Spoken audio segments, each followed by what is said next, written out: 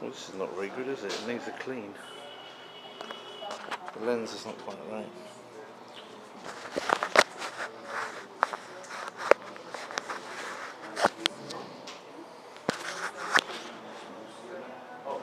Yeah, that's better. Good job I keep a lens cloth with me at all times.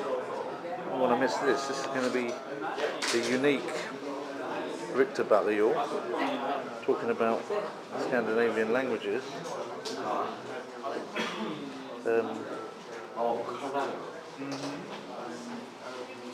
He's getting ready over there for his talk. I don't know if he's going to have a projector working as well. Is it being filmed? There's a film camera up there which is being manned by Miro of Slovakia. So it looks like it's going to be a good turnout. It's not the biggest room, unfortunately. They give the second biggest room to the one that they think will have the second biggest turnout, and the third biggest room, which in this case is for learning how to do Cyrillics. Nobody needs, well, people do need that, but if you want to learn Cyrillics and you weren't at the conference, then by all means go to Huliganov's Russian lessons. 101 part has 10 lessons dealing with the alphabet, so if you want to do the Cyrillic alphabet, which is going on at the same time as this lecture, then certainly you could either look up Sasha Mur's conference offering if it got filmed. They're not filming everything in room 3, they're filming everything in room 1 and 2. I don't know if anybody will film it, but if not, then certainly Huliganov's Russian course is going to be there the whole time. So these are the notes from the previous room. Victor, you can't hear me. Is Vic there? The moon is out, the night is mellow, and there's music in my ears. Hey, Victor, do you need the whiteboard? You don't need it. Okay. Well, I think I'll turn it over anyway, so that it doesn't detract from what you're saying. Oh, what can we do? Nothing. It's all full. Oh, there we go. Otherwise, people are going to wonder what it's got to do with what he's saying.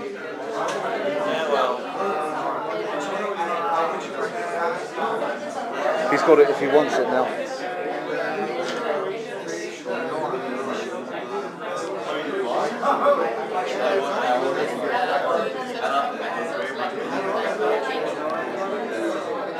As usual, Mr. Berrjod is wearing his pyjamas, which is great.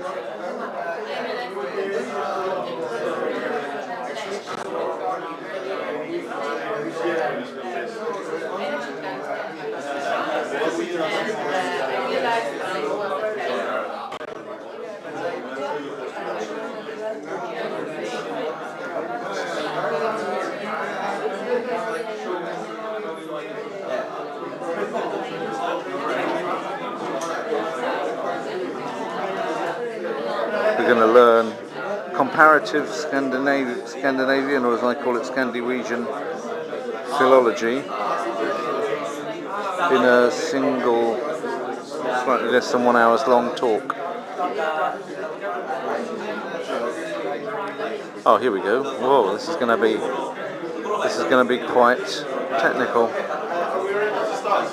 Yeah, do you want me to shut them up? I think if you start talking, they'll shut up.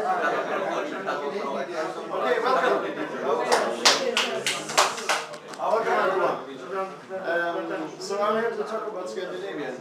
Right now it's showing phonology, but I will talk about something else first. So what I mean when I say Scandinavian, and I will find my notes here now, because many people may have noticed that I just wrote Scandinavian on my thing here, not Norwegian, and that is because I personally think that Scandinavian is one language. But I don't think it's problematic to talk about it as if it were 3. Because obviously we associate like one language with each country, and that is fine.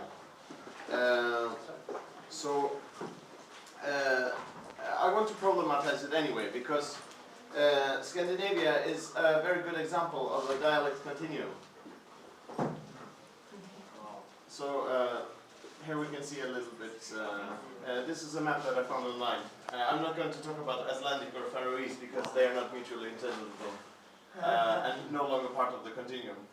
But this is a very nice map that shows the overlap between the countries and the dialects spoken in them.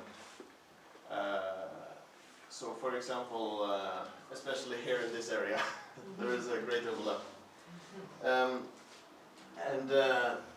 Although the Danish is not very, the whole map actually is not very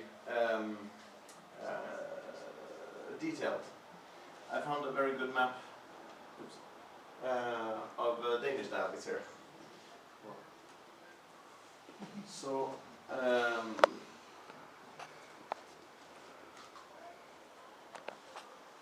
me see. Yeah. So the solution to like comparing them today will be to just select 4 kinds. And as you might guess, I'm going to talk about nynorsk, bokmål, and standard Danish and standard Swedish. I'll just quickly introduce what bokmål and nynorsk means because I've gotten this question many times. Nynorsk is a written language which is based on the common system of the Norwegian dialects. And bokmål is the continuation of the Danish written tradition with Eastern Norwegian influences. So it's, today it's mostly based on the Oslo dialect, but they have influenced each other through the history of this written language.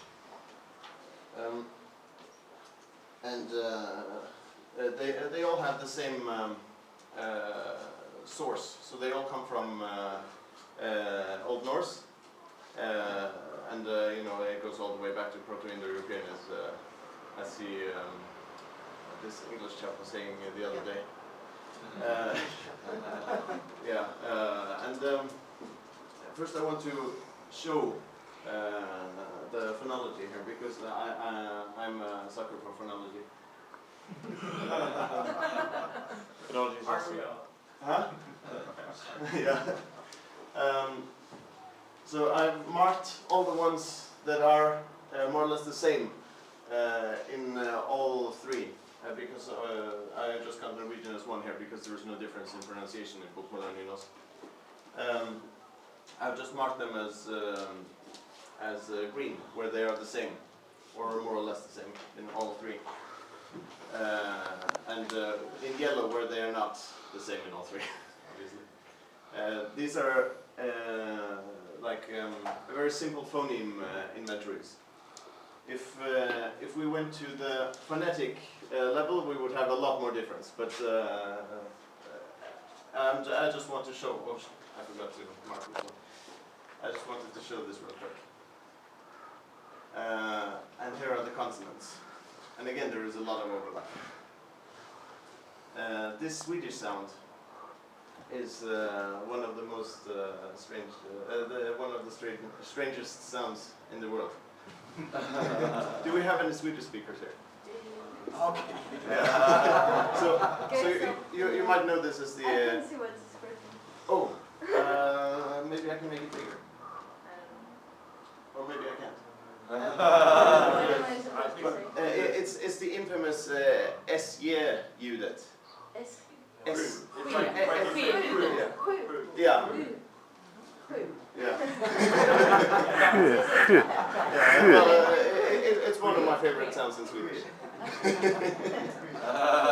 I call it the coffee machine sound. The coffee machine sound, yes. Yeah. What's that one?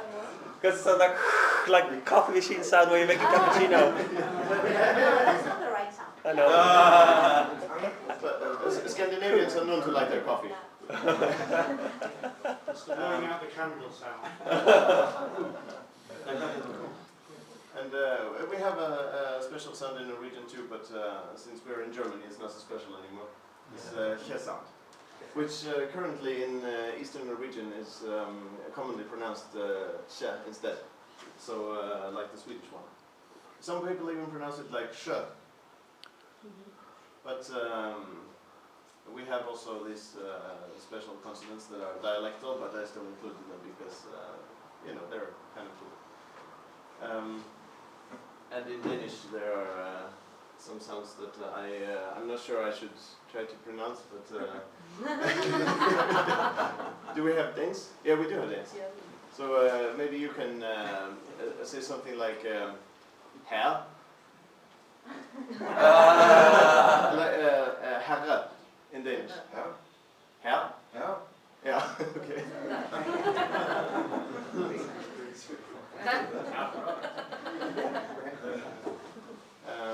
Wait, what? Where's the rest of my presentation? I have something more to show you. Actually, most of it is morphology, but I have it here. So let's see here. There we go. Here I've marked. I have tables of endings mostly, and I've marked with green the ones that are the same, and you know, 3 of them are the same, 2 of them are the same, and so on. This is only taking into account writing. There would be more difference if we also took into account how they are actually pronounced, but I felt that it was a bit outside of the scope.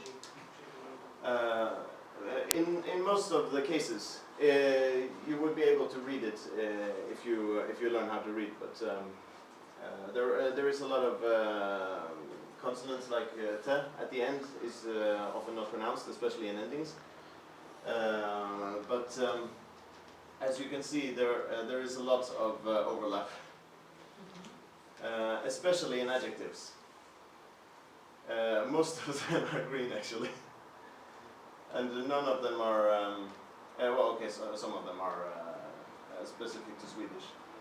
Although with the variation, internal variation, in Nynorsk, for example, we also get some overlap here, especially in older texts. And people like me write like this still. But I try to pick common forms. And in verbs also we see a whole lot of overlap. Although not as much as the adjectives. We have the same categories, as you might notice, in all of them, although to make it very symmetric, I picked the widest range of categories possible, even though some of them are not distinguished, like down here. You can see, for the most part, they have the same categories, but here, for example, the supine is the same as the neutral form in Nynorsk and Danish, but not in Bokmål and Swedish. I included the supine form because he said it should be talked about. And the supine is basically the form that you use after have in the perfect tense, like I have eaten or I have peed.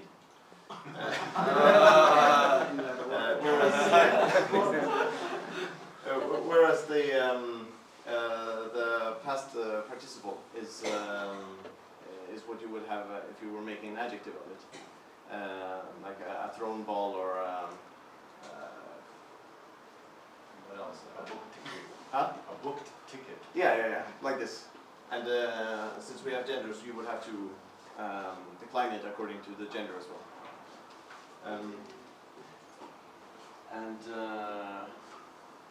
Yeah, the personal pronouns also show a whole lot of overlap, especially if you don't, if you're not that strict with it. You have very small differences, like for example, hun in Norwegian and hon in Swedish. The difference is really small, so I had to mark it in some way with gray. And also here, for example, there are more ways of expressing this that would be more similar to the Bokmål one, because obviously they build upon the same tradition.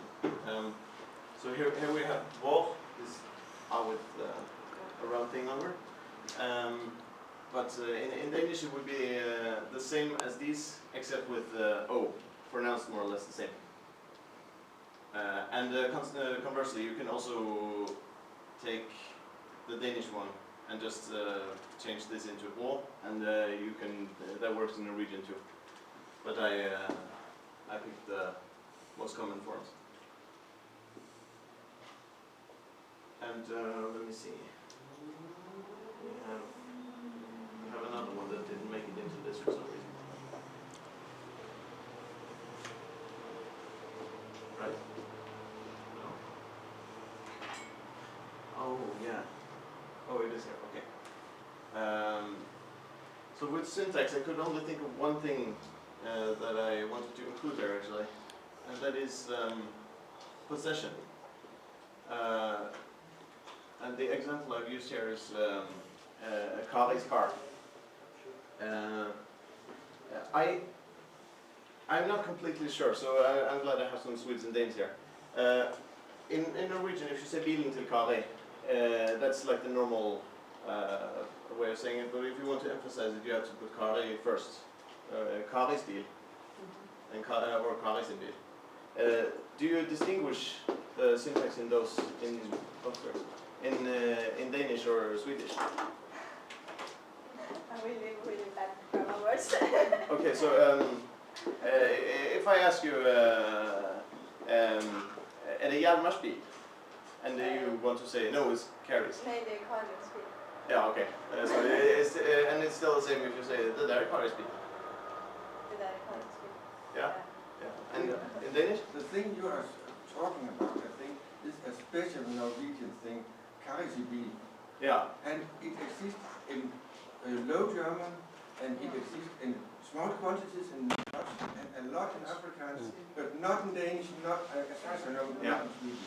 He's I right, would say that's that Neil in, Severson commenting. that construction, I would say that colloquially. Like for example, I can say rent zijn auto.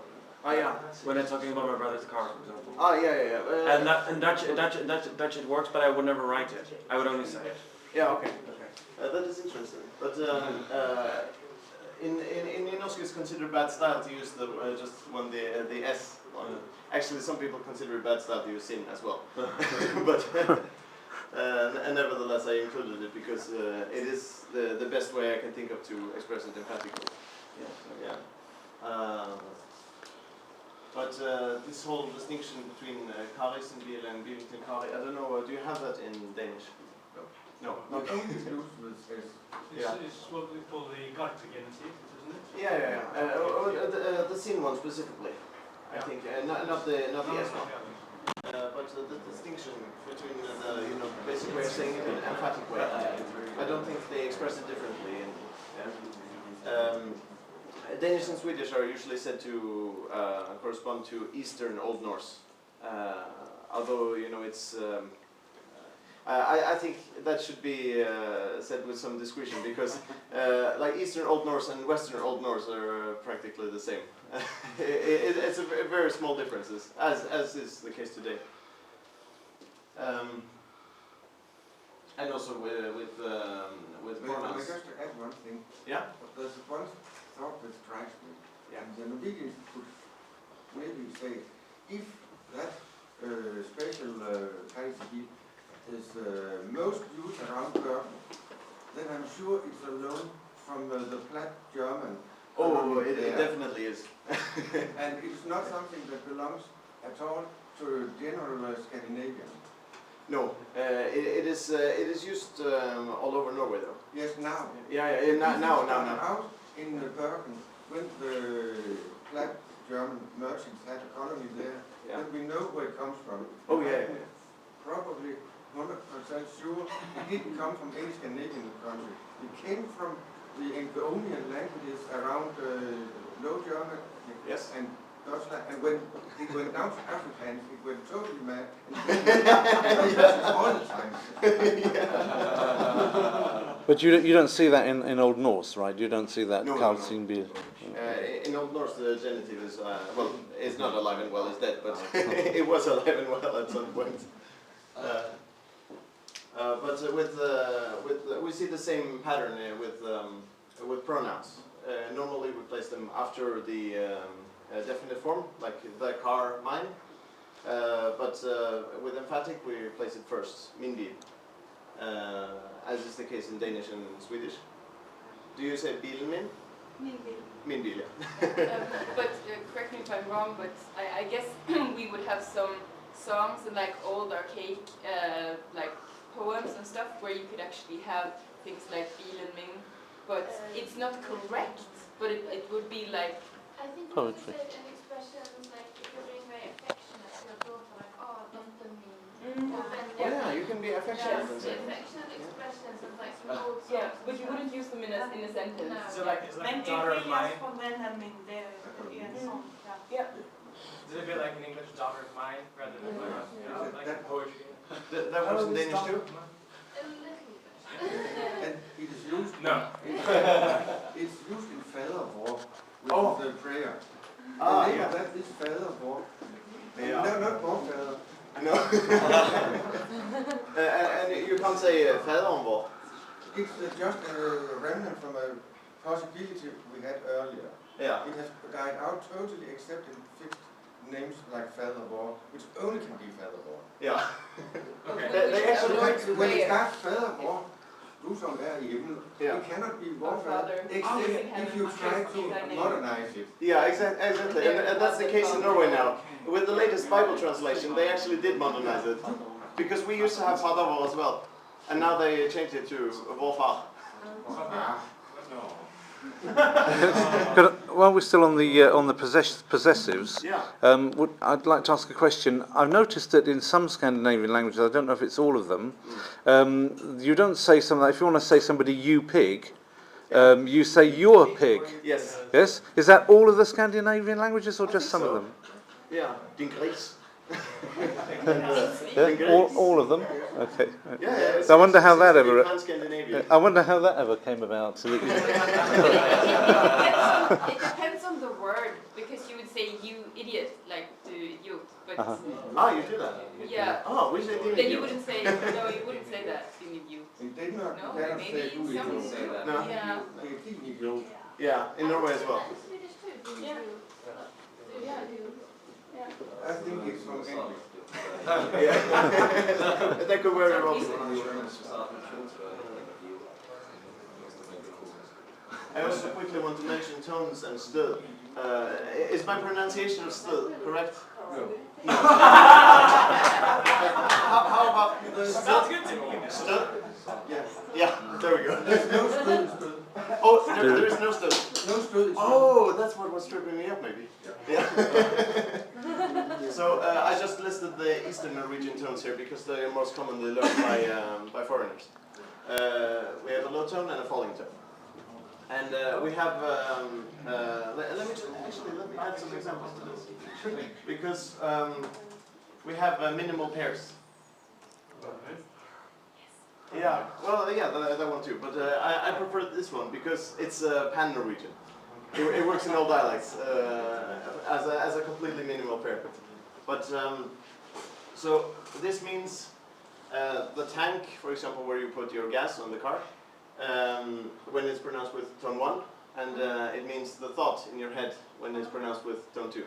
Can you pronounce both words for us? Yes, in Eastern Norwegian you say tanken, or sorry, first tone 1, tanken or tanken.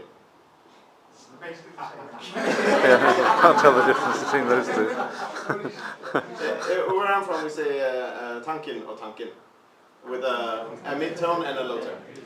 Okay, that was But don't worry, because most of the time there is no, it's not used to disambiguate meaning, and it's just predictable from. your mind or whatever. Actually, someone wrote a poem or something where they actually deliberately made it ambiguous. Yeah. So he was driving north, and the only thing driving him was the tank or the thought. You should point out that this is the definite form. So in the Yeah. the words are different. Okay. The first one would just be tank, Yeah. And the second one is two-syllabic, anke. Yeah, and that's the reason they have different tones in the first place, because you can only distinguish tones in the first syllable to start with, and words that were bisyllabic or bisyllabic, they got the second tone when Old Norse turned more and more into modern Norwegian. Some areas don't have tones, or they have tones that are so similar that they will probably not have them, in 100 years. And in Swedish, let me try to. I think you have this minimal pair in Swedish too, right? Yeah, that's right. Tanken och tanken. Tanken och tanken. Tanken. Okay. Tanken och tanken. Tanken och tanken. Yeah. And in Danish you don't have tones, but I had to include something for Danish too because I like Danish. But we have a minimal pair exactly there. Yeah? Tanken, tanken. Yeah.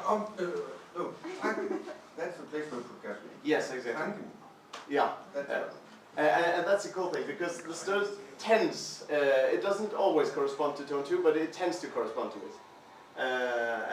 It's one of the things that gives Danish its distinctive feel.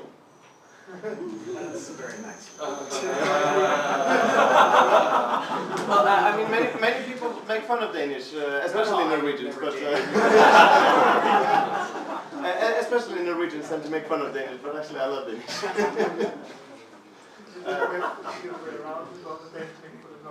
Oh, I'm sure they do. Okay. I would be disappointed if not. We have lots of jokes about the Danes and the Swedes. We have also jokes about you when you, on the sign where the penguins are in the aquarium of Bergen, write real norske penguiner. The South Atlantic where you got your penguins. Because we claim Dronning Mauds land, right? No, Uvet Island. Huh? Uvet Island. Uveøya. Uveøya. Uveøya. Uveøya? Ultraviolett? Nej? Det er Sør-Atlanteren. Okay, men det er rett med Antarktis? Eller? Det er tæt på Antarktis. This sounds really cool. Well, so the takeaway from this is that we have real Norwegian penguins. But let me see. I should mention actually about orthography, because most of the time the orthography is here is my morphology. Most of the time the orthography is really nice. It's written in a way that you can read it out. There are some examples that I've probably put on the bottom here, where you get strange things, like this one, which we usually call U. It can stand for both U and O, and they don't usually indicate it even in dictionaries.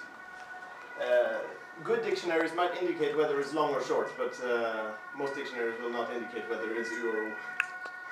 And I think a reason for that might be that it varies in dialects. So bus, which means bus, is pronounced bus where I'm from. So actually, one time in Oslo, I was looking for the bus, and I saw someone who looked Spanish, and I just asked them in Norwegian, "Hey, do you know where I can find the bus? Vet du hvor jeg kan finne en buss?" And they just heard bus, and they were like, "Oh yeah, we know where you can find the autobus." And similarly, O can stand for both O and O. And historically, vowels were indicated like they should be with double, long vowels were indicated with double vowels, but for some reason that fell out of fashion. So We should have done it like us. We still do that. Yeah, right. I know.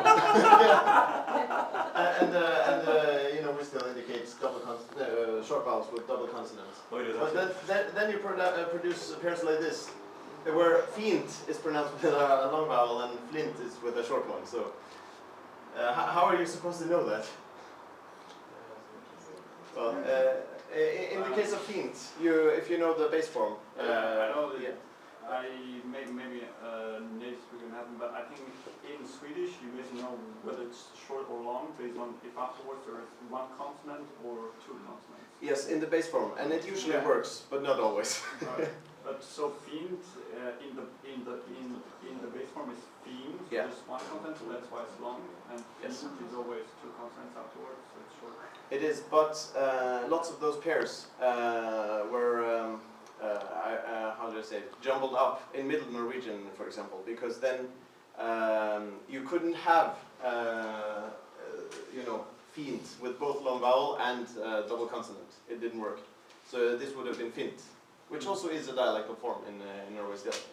But you do have a lot of tricky stuff with this, so I vastly prefer this. Even though I can see why they didn't continue it, because it looks like U when you write it like this. Sorry, could you pronounce again the first phoneme? Which one? This? Oh, this? Phone, yeah. Yeah, this is the symbol that is used for convenience. It's not actually U. Just for the phoneme, but not the phone. Well, they use it for the phone too, because it's not used for anything else and they're lazy. Yeah, but could you pronounce it? Oh, U. U. Mm. It's a front vowel. Not completely front, but slightly back and slightly So it is down. what is in the IPA is the big Y, right? Yes, So although no, you might use some retraction and some elevation on it too. Well, if you want some retraction and elevation, so it becomes that one. No. It's not quite as far back. Okay. But because if you want to transcribe short E, which is a different phoneme, you have to use this one. And then you have to disambiguate like some. in Dutch, for example, or German. Like in Dutch and German. Yes. So you have to disambiguate them. Okay. But you've got two in Norwegian and Swedish as well, I think. So, and they are just to each side of the German. You have lys, lus, los, lus. Yeah. That's four rounded vowels.